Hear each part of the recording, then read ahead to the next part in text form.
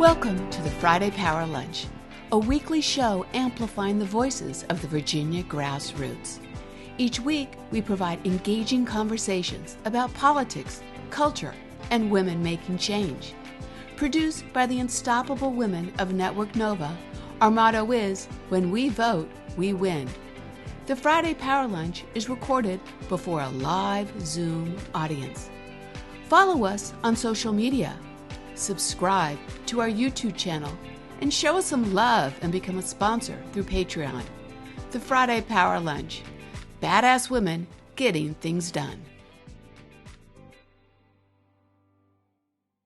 Yes, so let's get started. I'm Catherine White, bringing you the guests, the issues, the actions, amplifying the voice of the grassroots to get things done and make politics fun. And yes, you are on the Friday Power Lunch, September 22nd. It is early vote. And truly, we know about this early vote. Without this majority, we cannot pass the issues we care about. And really, we need to be able to protect our state also. When you think about the work we're going to be doing, we talk about making sure we keep the majority. We protect our 13 electoral votes when we head into the presidential and then the governorship. So we are in it for the long game.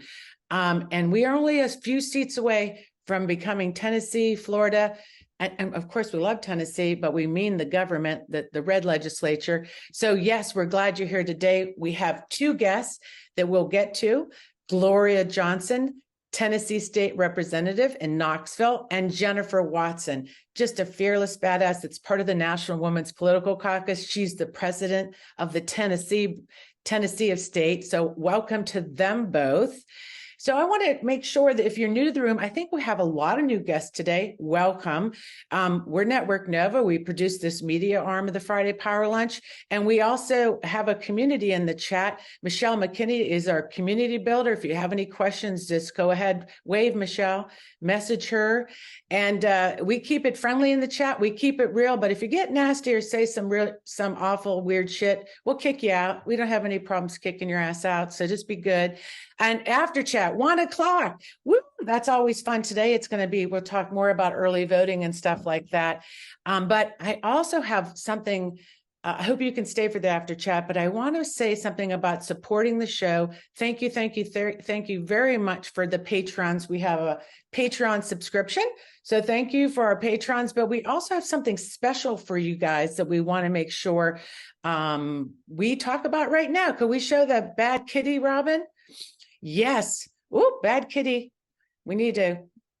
There we go. So yes, if you remember last week, we've been talking a lot about messaging. Antonia Scatton is going to be working with us, and she is going to provide some really great workshops for a low ticket price. And the great thing about being a patron is you get to go to this event at no charge to you because you are supporting our program, and we want to make sure that we give a little bit some special people to our supporters. So how cool is that? So if you've done that, Robin, do you want to say anything about what people need to do? Are you good? You're good. Okay. Very, very good. All right. So Power Chat. We're Fennell Norton, all the way from the Eastern Shore. Do you have your umbrella, your wind hat? You have your babushka? What do you got going on? Yeah, I got it all. It is windy out here today. Let me tell you that. Catherine, where'd you go? I don't know. There you go. There you go. There you go. That was the wind just blowing my pants off over here. It was the wind blowing me away. So you got into the room. So first thing I want to say, for people, again, not in this room or just new to the show, we have some really news this week that really broke a lot of our hearts. Our Congresswoman, Jennifer Wexton, announced that she won't be running because she's been diagnosed with this really, they call it a progressive supranuclear palsy. It's a Parkinson's on steroids. And I know everybody in this room that love her, if they're lucky enough that she's been their representative. Jennifer Wexton has been a special person to us because we started our movement in 2017 going out to her district where Barbara Comstock was, if you remember, the Republican. And we said, we're coming in and we're coming for you. And we got her out. And in 2018, and I have my little pendant I always wear of the blue wave, we elected Jennifer Wexton, Abigail Spanberger, and Elaine Luria, right? So yeah, and it is. And I've been reading about her, and I didn't know her, but the things that I've read, things that Tim Kaine says about her, she's obviously pretty spectacular. So I hope that we will all do her honor, and I hope that the next person who runs will do her honor as well. That's how I feel too, really wanting to lean in for her and lend our voice and power to make sure her legacy of just being a great person, the way that she just did, really cared for her constituents. A lot of people can learn from the way that she led. So I just want to send some love. If she's possibly watching out there, we just, she's been serving Virginia since 2014, and we're so proud that she's still in Congress and the House. But I wanted to make sure that we had that special call out, because let me say that puts us in an interesting political position for next year. It seems so easy. We're just doing 3 seats. Now we're like a couple of those seats maybe all up in the air. Yeah. And I think that's what's so important, is that we're focused on the right stuff, that we're not going to be distracted. And I love the way that you opened today about the sane lane, because that's really what we have to do. We got to stay in the sane lane. And this is what I mean by that is not only that, but we have to make sure that we are comfortable demonstrating our power. And we were having this conversation this week about staying focused, and about Gloria Johnson, and about Jennifer that we talked about today. And the fact that we don't just say, we think we might win this election. No. What we say is we're coming. We're coming for those seats. We're coming back for CD2, and we're going to keep Jennifer's seat. We are coming back. And so we are going to be fighting for these seats. It's not going to be any playing around. The rooster, that means rooster, when the rooster yells at us, then we know that it's time. I love it. So this is so true, not to get distracted. And just, again, looking at these book bans, it just seemed we don't want this stuff coming in Virginia, even though it's here. But at least if we keep that majority, we'll be able to fight back. So let's get started. I know that I'm really excited to have Jennifer Watson, and she is the president of the National Women's Political Caucus in Tennessee. Welcome to the show. How are you doing today? Doing pretty great. It's Friday. Glad to be here with you ladies, and glad to be here with everybody that's joined the meeting. I know, right? Yeah, this is great, because we met, we're in the National Women's Political Caucus. That's a little for our organization, right, Jennifer? We want to make sure, join us. We both share the mission of electing women. But before, and a lot of people don't know you, they're going to know you after this. Tell us, let's just talk a little bit about what you do. You're so interesting. You're the CEO of your own company, and it has to do with horseshoe crabs. And also, what did you say was in the background? You are building a bioreactor. Oh, bioreactor. I'm building something in my backyard, but it's not a bioreactor. But I love what you do. I just want people to know how cool this is. So tell us what you do. Yeah, so right now I am the CEO and CSO of a biotech company called Limulus. A lot of people don't know that horseshoe crab blood is very pricey. Actually, it's like $10,000 a quart. But why it's so pricey is the FDA requires every internal pharmaceutical, like, anything intravenous or any biomedical device, has to be tested with horseshoe crab blood. And of course, that is critical, right? We have this 500 million year old living fossil that lives on the East Coast, lives in Virginia, that their population's being reduced due to climate change, due to overfishing. And there are alternatives, but they cost the same amount as the horseshoe crab blood. So since that horseshoe crab industry has been so solidified over the past 50 years, right, that people aren't very open to new alternatives. And so we're creating a synthetic version of the test that's derived from the horseshoe crab blood, and we're building it in bacteria, which is what the bioreactor back there will assist us in. I love that. I love it. So, and it just so cool, because when I met you, I had no clue what your background was, but what linked us in Richmond for the National Women's Political Caucus Convention was our work. So many great women, so many people running. And let's get to that, because the part of the linking of the story is that you were there representing Tennessee with your partner, Gloria Johnson was also there. She's part of the National Women's Political Caucus. That's exciting. And then we really want to talk about your activism. I think your story is so interesting when you talked about how you got into this yourself. Can you tell us your background, how you got into where you are now? Yeah, I had my baby in 2016, and I think that a lot of women around the country were activated in 2016. Took a couple of years, got him off on the ground running. And then I found Emerge Tennessee, and I knew that I wanted to make change, and I knew I wanted to do good. But I didn't know how to, my undergrad's in biomedical engineering. I went on and got my doctorate in neuroscience. And so had never really been engaged in political structures. And so it was like, okay, this is how I'm going to do it. And I took Emerge, and Emerge was amazing. I mean, honestly, most of the powerhouses I know in Tennessee, I met in Emerge. Ruby Powell Dennis, who we met at the conference as well. She runs Elect Black Women PAC. She's endorsed several of y'all's Virginia candidates. Nice. Zulfat Suara, she's the Metro Councilwoman at Large in Nashville. Just met a bunch of powerhouses. And Zulfat she kind of mentored me through honestly my own personal discomfort. Because again, this just wasn't my space that I was used to being in. And so she invited me to go to Women's Day on the Hill. And I just kind of followed in her wake like a little fish, just following her around, watching her do her political, Zulfat is amazing. She was actually the only woman that was elected without having a runoff for Metro's at large elections that were just a month ago. But anyway, went to Women's Day on the Hill, was just kind of fly on the wall. Walked into some women that were protesting, a man who'd been made committee chair who had molested students in his care. And there was just a group of women that were just holding signs to expel the man.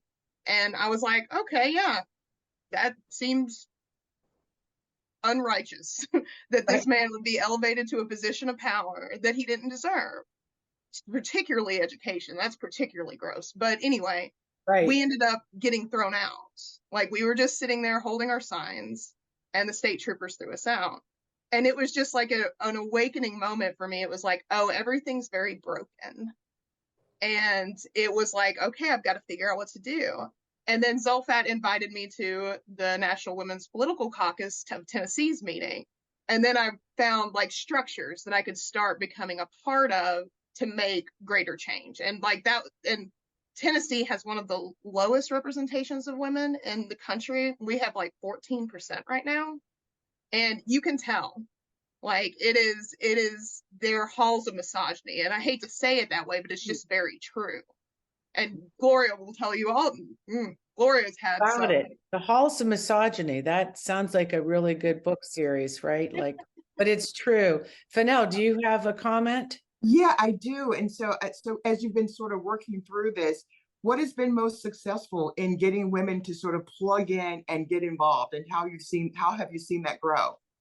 And I think, so this was in 2019, in particular, I have noticed in Tennessee that a movement is brewing. We had the Covenant shooting that happened in March.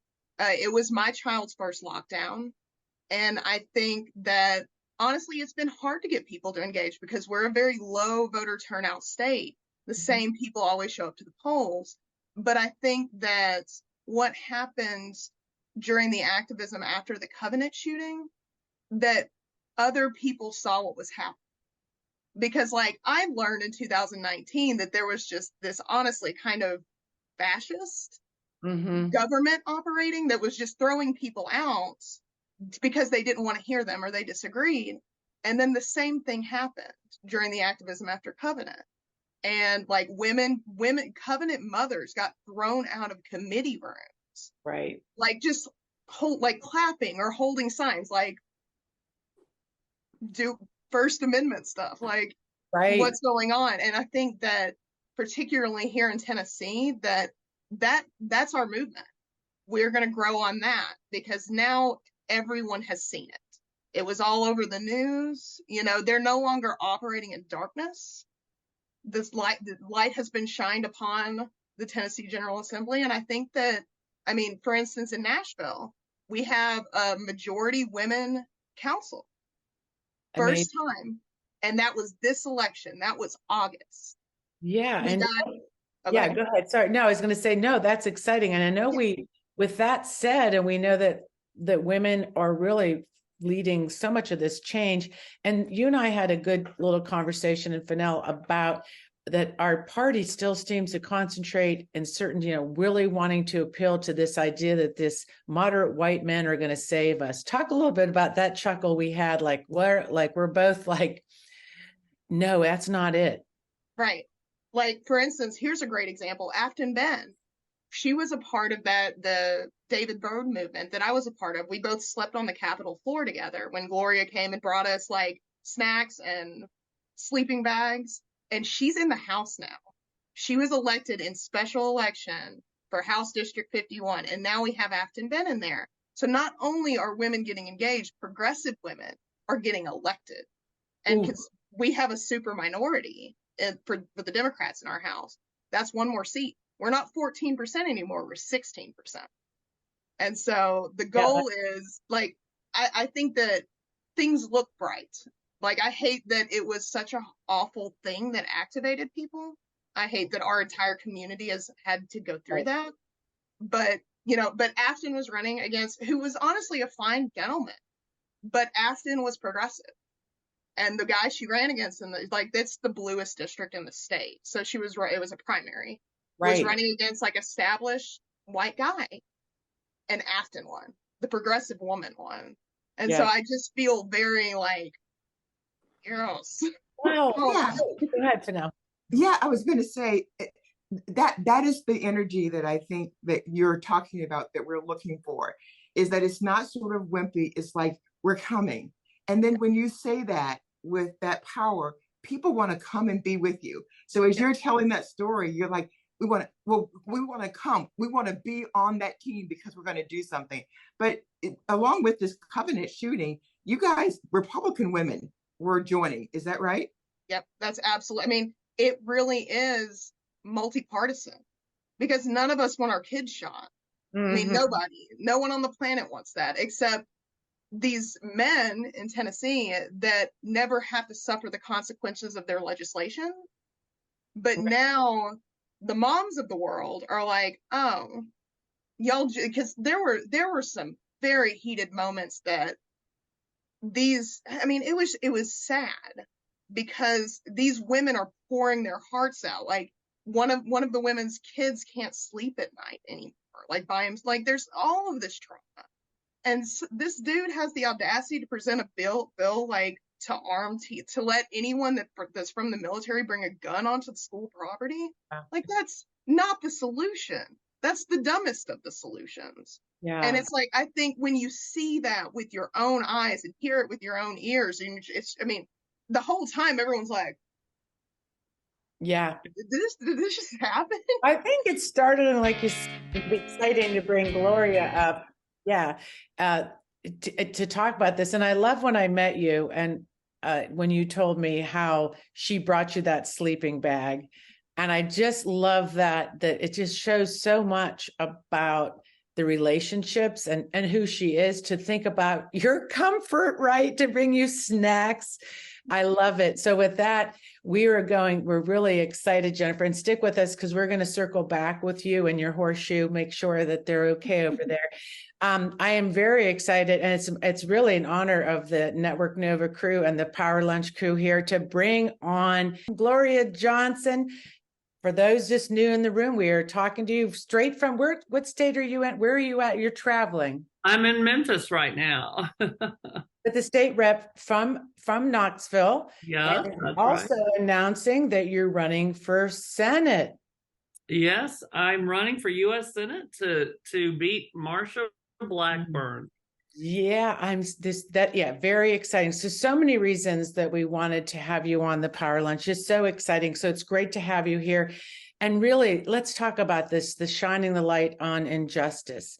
I'd love to first the room to get to know you a little bit about your background. And I'm sure this song, Gloria, you're an 80s girl. You did some good dancing back in the day. Yes, of course. Of course. So tell me a bit about yourself. Who is Gloria? Well, I taught special education for 27 years, mainly worked with emotionally disturbed behavior disorder teenagers, and got involved. I never thought about partisan politics or anything like that. I was voted, but never really got involved. And I was really excited when I heard that Barack Obama might run for president.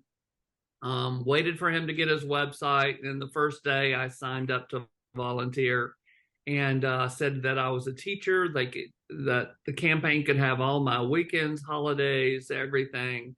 And so they gave me a call, and then I went to work every weekend and on all the holidays in South Carolina before the primary, and got trained up by all the best organizers on the Obama campaign. So once that election was over and won, it's like, well, what do we do? Now I have all these skills. Now I know how horrible everything is. How do I get to work? Good, so right? I became county party chair. And then after redistricting in 2010, the Republicans did a nasty job of redistricting. My district had been about a +2 Democratic district, and they turned it into a +9 to 10 Republican district. The incumbent left because he didn't want that tough race. And I looked for a candidate. We couldn't find anybody who wanted to run in an upside down district. And they're like, Gloria, you're going to have to do Gloria, Gloria, you're going to have to do it. So I said, okay. And then that's how it went. Well, yeah, you did answer that call. It is interesting. And tell me, so you won that race, I won that race by, upside down race, won it by a little less than 300 votes. That shows a lot. I know what we talk about a lot. We're going to talk about running when running in red areas, no matter what. Well, no matter what the plus is, we need to run, and pointed out in Tennessee the situation that some of the red states are facing because of that redistricting. We've talked a lot about that on the show, that we were really kind of asleep on the wheel when they did that redistricting, and it really, really changed the map. And Virginia, luckily, we were able, because of where we were and how things run here, we were able to escape that redistricting portion. So we still have our democracy so far. So yeah. But speaking of that, so recently what you caught our attention when we had our Women's Summit too, and bringing some of those pieces together about justice. You definitely have your heart there fighting for that and standing tall for the Tennesseans around you, and making sure that you are their voice. Tell us what it's like working in the State House, and what brought you to what we actually witnessed, like Jennifer was saying, brought into the light. What has been your experience all these years you've been in, and where you think this is going now? I mean, I think Jennifer did a great description when she said halls of misogyny, because that's right on. It's also halls of racism, halls of bigotry. There's no question. We see it every single day from my colleagues across the aisle. In some examples, so I won and served in 2013 and 14. Then, because I was very vocal against vouchers and supporting public school, their goal was to kill public school, defund, to invest everything in unproven charters and vouchers. They're proven now. They're proven to be terrible, but they're still marching forward with charters and vouchers. And so I was so vocal about that in the 2014 cycle and the 2016 cycle. They came in with hundreds of thousands of dollars to beat me. And so in 2016, I lost by 180 votes. Wow. So it's close. So I said, okay, 2016, I'm going to run. I lost by 150 votes. In 2018, I won by 2,500. What happened there? Well, I think, Trump happened. A lot of things changed, but also, what happened was, in that year in 2018, every seat in the state was challenged. We had never done that before. And that makes them have to spread out their time and energy and money. So there's a lot of reasons we need to run in even the reddest of the red. It helps to distract them so the ones we can win happen. Yeah. But I believe that every citizen in your state deserves a choice. I believe that everyone should have a choice. And what happens when we have these red counties that don't have Democratic representation, they stop getting Democratic message in those counties. And so all they're hearing is Republican message. And we've got to be there to challenge them with the great message of how we are the ones that want to help them. And so what I saw when I came back in 2019, we had our disgraced Speaker Cassida. Yeah. And we were near the end of that term, the first year that I came back. It was the last day of session. We were finalizing the budget. A lot of the Republicans left because they were tired and the day lasted too long and they went home. And we were like, wait a minute, you guys, they may not have enough folks here to vote without us. And we decided we were going to walk out, go out in the hallway and across the hall to the legislative lounge and have a little strategy session before the vote. They noticed that we were leaving. They had the Tennessee Highway Patrol come to the doors, literally shoved us back into the floor to lock us in. God. And the Highway Patrol grabbed one of our guys around the throat, and he just like popped after that. You don't grab somebody like that. And so we were able to push through and go out the door. One of the older sergeant at arms fell down. Wow. I mean, but they literally tried to use the Highway Patrol to shove us back onto the floor, and they were going to lock the doors. And we were able to get out, and it was just like, I cannot believe in a democratic, supposedly, in a democracy, that this is the way they will treat legislators that they disagree with. Yeah, It's remarkable. When you're watching it from the outside and watching, it feels like that's what it feels like watching it, the weaponization of the police, like almost like a police state working in. I mean, talk about that in the sense of trust when you're in this position, obviously, in the sense of feeling safe or safety, or do you? It was so interesting because once something like that happens, you don't forget that. This is a thing that can happen on my job.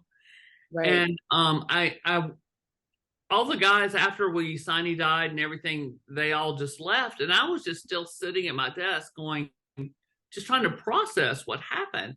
And the fact that after we came back in, it was not addressed. Nobody apologized. Nobody said a word. They acted like it didn't happen. Wow. So I'm at my desk just going, what the hell just happened? Right. And the leader on the Republican side, I guess he was still in the room, and he came back to me to say, shake hands and head back to wherever he lives. And I took my hand back and I said, what? You're just going to act like everything's okay after you all tried to shove us back into the room and lock us in? No.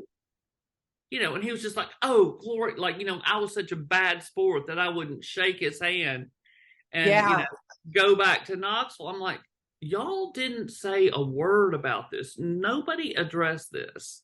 Do you realize how unacceptable this is? And he was just like, and he walked off. But so how did we get here? How does this build in, a state house? Is it just the arrogance of now the power, and it's gerrymandering because even their own voters can't hold them accountable? It's right. There is just no account. Let's talk about that accountability. And then, it's like they're drunk on their power, their greed. They're running around the Capitol, doing everything they want with no checks and total disregard of the citizens of Tennessee and the representatives that might disagree with them. I always believed in a democracy, you had an issue like, say, gun violence.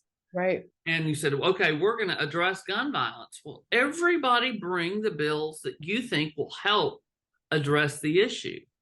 But instead, they fix the game so that you can't bring any legislation that truly will address an issue of gun violence. And that would be legislation that addresses guns, like red flag laws and safe storage laws and universal background checks, things like that. Right. And they don't even allow those bills to come in to the discussion. What are they so afraid of? Why do they silence debate? Why do they cut mics? I always, again, when it comes to being a legislator, I thought that we talk about what our bill does. We explain how we think it's going to help solve the problem. And then everybody votes after a good, long, thorough discussion and understanding the bills. But they just automatically kill ours. Right. And pass theirs. No matter, we literally don't pass legislation in Tennessee. We pass lawsuits. Almost everything gets tested in court. They added $7 million to the budget because to pay for the lawsuits of their unconstitutional bills. Oh, that is unbelievable, but it is believable on the national level too. I was looking at the McCarthy shutdown. You'll be vying for that seat in the Senate and watching the inability to be able to even bring bills to debate. Like you said, when we're talking about roaring for democracy, these are the things we expect, right? That you put a bill out on the floor, people debate it, and then they vote. And this is right. Where we see that it's not just broken in Tennessee. It's broken now at the highest level, that it's incredible that the process is just at a standstill. So going into the Senate, what are your thoughts when you look at what's happening in that body and that part of the government? Well, I see brokenness there as well too. Mm-hmm. But at least it's closer to a fair fight, and that's the thing. They have gerrymandered our state so much that as you said, the Republicans aren't even listening to their constituents. They motivate that red meat base so that they can win a primary. They don't think they have to worry about beating a Democrat. And so they choose their voters instead of allowing voters to choose their elected officials. And so we have a situation where 80% of Tennesseans are. Whoop, you're unmute. You muted yourself. Go ahead and unmute. There you go. Sorry. I don't know how that happened. I don't know. It's sometimes a little bug comes in, little. Okay. I'm teasing you. So, what I was going to say, Starweed said 80% of Tennesseans. Yeah, 80% of Tennesseans believe in gun sense legislation. Right. 80% of Tennesseans also believe in abortion care at some level. They may not all agree on where that is, but 80% disagree with the trigger ban that we have in place. 70 plus believes that we should expand Medicaid. 84% believe we should have paid family leave. more than 70% believe we should fully fund our public schools and not do vouchers and charters. 81% believe in cannabis reform. This is a majority of all parties, and they are ignoring them and using this division. And as Jennifer talked about the movement, you know, there was a lot of movement work already in Tennessee, but when that incident with the Tennessee 3 happened, when we went to the well, when they tried to expel us, instead of passing legislation to do something about gun violence, Tennessee is 30 in gun deaths for children. Tennessee has 36% more deaths of children by guns than the national average. 36% more. We didn't do anything about guns. We instead tried to expel 3 members. But when they did that, it was like the windows of the Capitol burst in, sunlight poured onto that floor.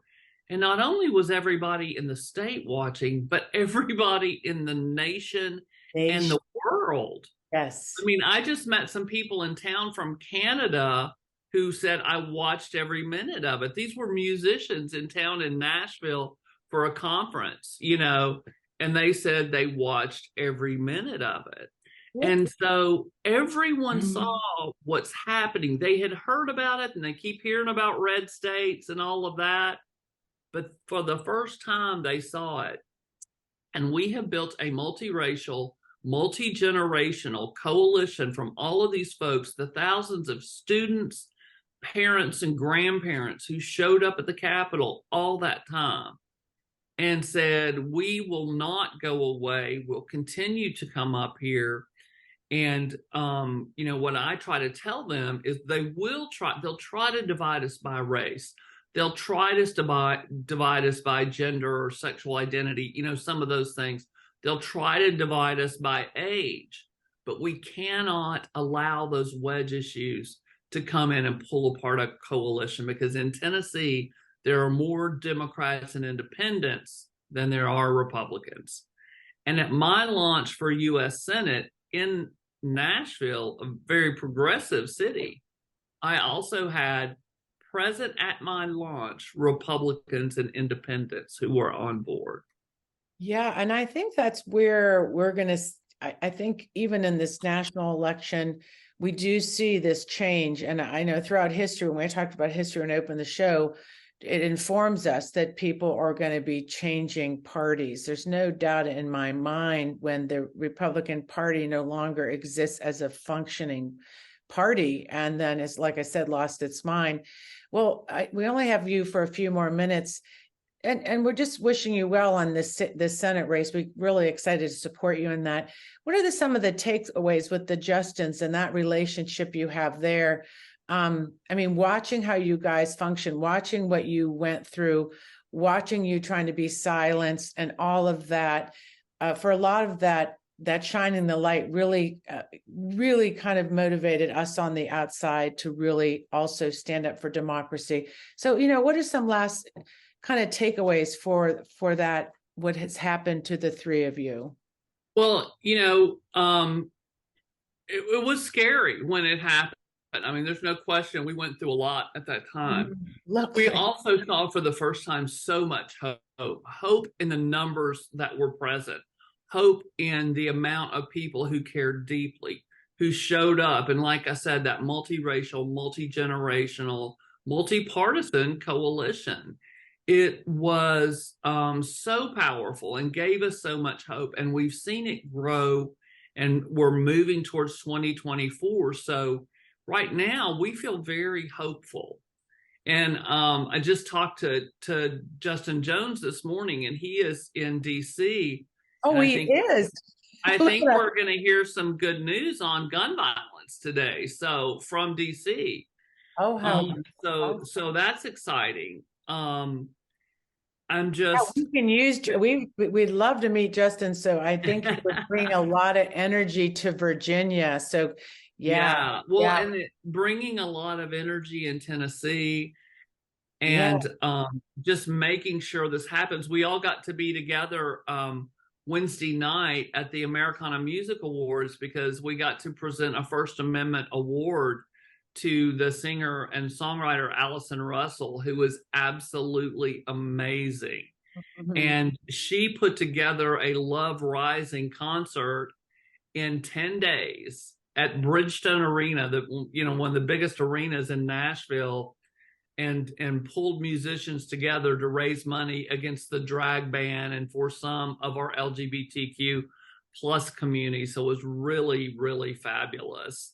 And we came together and got to surprise her with an award at the award show. So it's great to be together. There's just so much energy in Tennessee that we've never seen before. And that's the thing. We're just trying to keep it together, make sure they don't divide us. And we are going to change the landscape in Tennessee. Oh, that is great. All of us together. Yeah. And what you're even changing it, going out, running for Senate, and that will be amazing to have you there as a voice on that floor. So we're all excited. And you have somebody running for your seat, a Democrat, Seema Singh, running. Is that correct? Well, Seema, she's thinking about running. Okay. There's a possibility that I may run, because you can run for both.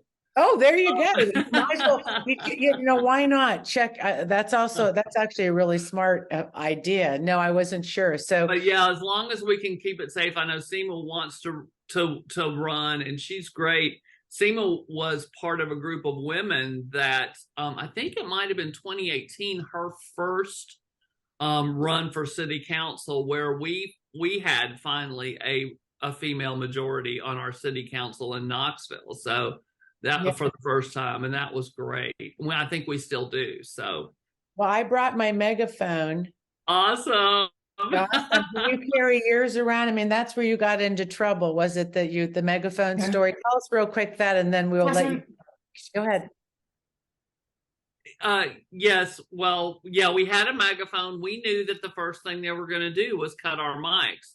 That room is so huge if you don't have amplified sound. So we got up there within 13 seconds, they had cut the microphone. And so we did have a mini bullhorn, and that is how we were able to continue talking, because we knew no one would hear a word we said. Within 13 to 15 seconds, they cut the mic and called a recess. So the bullhorn came out after they called the recess and cut the mic. That's great. Well, we know you have to go. Yes. We will stay in community, especially with our Nashville Women's Political Caucus. And we just great to see you.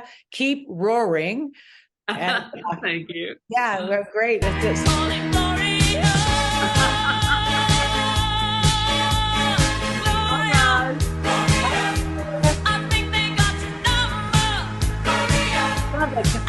We'll get to talk to Jennifer and Fennell. Come on back up. We'll close out the show a little bit. And so interesting, just to talk about those parents again that were showing up and that level of activism and, the spark that we see.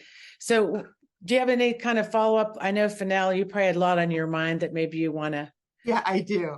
It was so incredible listening to Gloria, but when she talked about the people who saw her and said, "I'm from Canada, but I watched you." You know what that did for me? It took me right back to Linda Hersham that I always go back to, that says you make injustice public. And I think that that's a real opportunity that we think about rural communities everywhere. You have to show people there are more good people. She said it. She said there are more Democrats and independents than there are Republicans. If you think about it, Marsha Blackburn has only 20, 30, 40% based on what people in Tennessee really want. And we have the same thing in many of our rural communities. And we just have to step up and show people what's happening. I'm blown over. I'm just so inspired. Jennifer. Oh, you're on mute, Jennifer. There you go. Sorry. Got it. Yeah. I think, and I just want to speak on this, take a point of privilege for a second, but that moment, everyone saw it on seeing, when the Tennessee 3 got expelled, but leading up to that moment, the schools had walkouts. I mean, there were points of activism that it's like, I mean, it's amazing to stand up on those Capitol steps and seeing kids from Hume Fogg pour out of that high school, kids walk from Belmont, I mean, just kids walk, like marching to the Capitol. And there were so, like, even when they were expelled, it's just the energy that was in that room is something I have never seen before. And like, again, when we were doing the David Byrd stuff, it was like, no one was there. No one knew this was happening. Right. But it was like, it was the first time that it's like, now everyone knows. Yeah. Now everyone knows, and we can utilize our skills and our resources to get women elected, to get progressives elected, because they messed up. Yeah.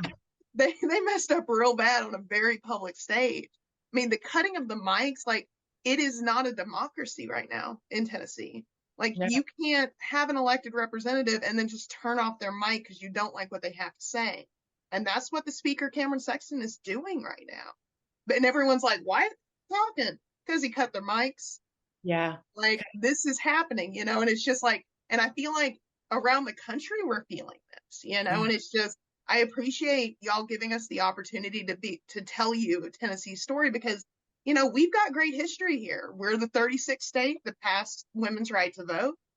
Yes. We have a lot of history here of, I feel like Tennesseans are very independent people, but we gonna show up.